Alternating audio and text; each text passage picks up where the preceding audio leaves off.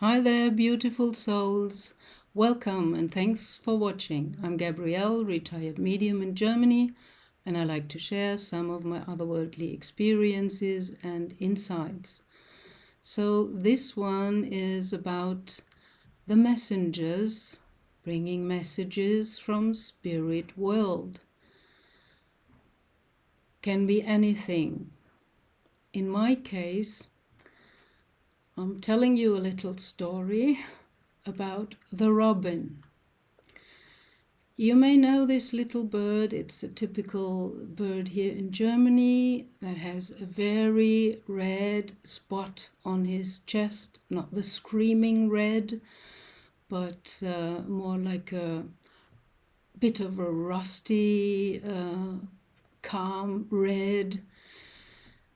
And it happened to me when I accompanied my beloved husband while dying in the anthroposophical clinic, that in the beginning he had a room with a view and other people in the next beds beside him. And then after a while they put him into a room without a view, because in the process of leaving this incarnation and leaving this bodily vessel, you're not going to look outside very much. You're going for the inner view. That's why it was so matching. I refused to accept that he was dying for quite a long time. But in the end, there was nothing I could do but just be there with him. And I was so happy and grateful that the nurses in the clinic put a bed into his room. It was a single room, and I was allowed to stay with him there for his last 3 weeks in this life. And the only kind of window that was in this room was towards a very tiny space that was maybe 6 or 8 meters in diameter, and it was a little kind of a yard inside, and some other windows from other rooms looking to especially that space. And as it was November, there was a little tree planted in this inner yard that was totally bare, no leaves, nothing, looked like dead. So that was also some kind of metaphor for me. But I did not like to look into that yard at the dead, seemingly dead tree, although he blossomed and had green leaves the next spring again.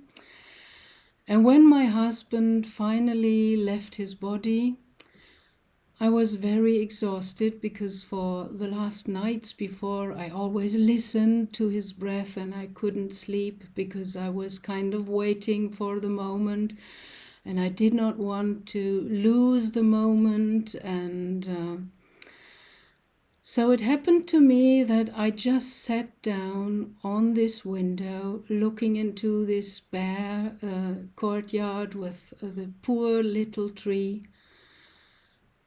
And suddenly I have never seen anything living in this little courtyard, no bird, nothing. Right beside me on the window, there was sitting a robin, looking at me with his big brown eyes. And I got the idea, kind of the thought put in my head, I don't know why I'm here, but I had to come for you. And I understood, wow, that's a sign. And it touched me that this tiny little bird, without showing any fear of me, big, dumb human, sitting there on the frame of the window, looking at me, and that he just came for me to give me the sign. There's hope. Nothing is lost. I'm sending you comforting feelings, and it was like a greeting from my beloved husband who just left his body. And when I came home back from the clinic after all, I was curious about the robin, because of course I knew about robins, but a robin never came that close, even in my mind, to think about it or wonder and ponder about this little bird.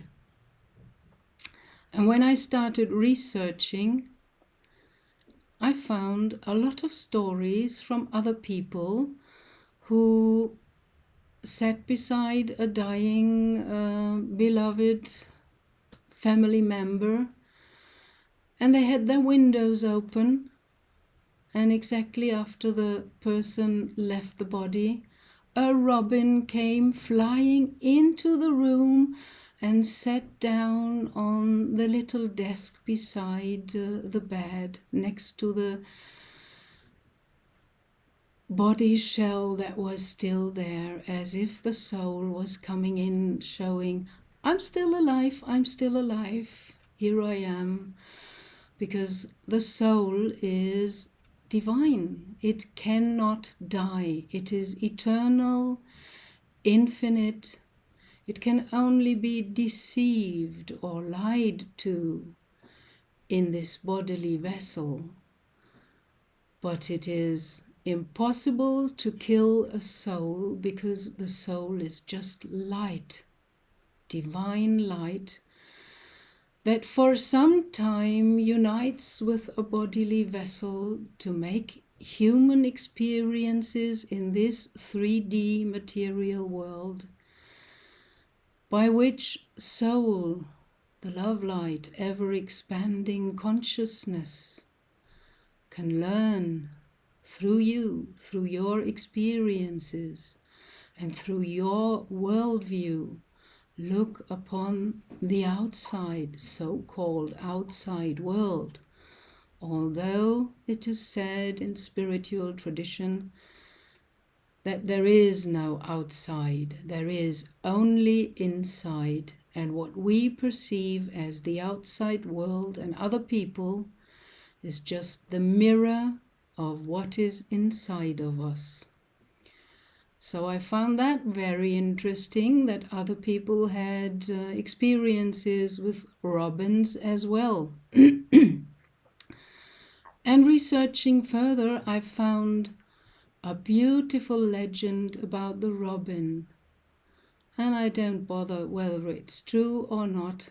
The essence of the story is just so wonderful and comforting.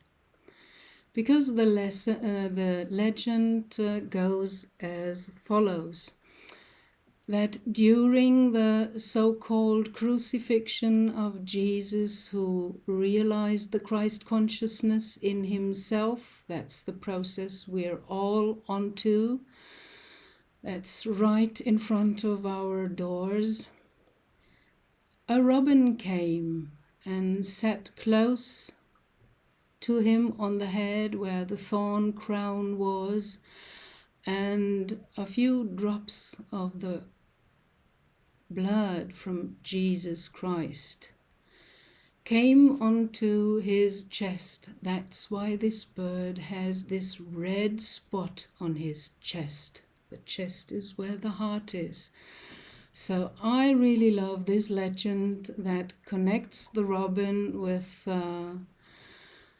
Jesus, who was showing us the way how to transform into the higher Christ consciousness. And since then, I have a different view onto birds. I feed them in my garden. And whenever I took a walk, I suddenly heard this special, gentle little twittering of the bird and the chirping. And when I looked around, walking in the forest, I saw a robin sitting on a branch, looking at me and singing and chirping. And now I even have a pair of robins in my garden. They weren't there before when I moved into this place and planted some plants in my garden because it was only lawn, kind of boring. A lot of animals came and they come closer and closer because I have a little bird feeding station where I put food out for them. And the little robin comes closer and closer, and sometimes he's even coming just half an arm length away, sitting on the ground of my porch, looking at me, maybe asking for food, and I give him a little extra portion of chopped nuts. And I'm so honored by this tiny little thing, this living creature that has no fear from me and trusts me and even comes and asks me for food or whatever, or bringing a little message. And I always have to smile, and just my whole heart is opening up, and I always tell him, "You're so cute. I love you so much. Thank you for visiting me." So that's what I want to share with you today. Watch out for the birds. Even Rudolf Steiner, who was an initiate of the Rosicrucians and knew about the secret hidden knowledge of how to reunite with your soul and come back into your own divinity, he said that the birds are our high-flying thoughts, our hopes, and everything possible we're able to. As a metaphor in this so-called mirroring outside world, I really love this analogy because birds always make me smile, and they lift up my heart and they give me something that's so precious you can't buy that. You just can only open for it and receive it, and to me it's really a gift. So I would like to encourage you and inspire you. Open up more for nature and for all the little creatures that show you your own divinity, that show you love, trust, compassion, whatever you need. So that's what I want to share. Thank you for watching. Bye.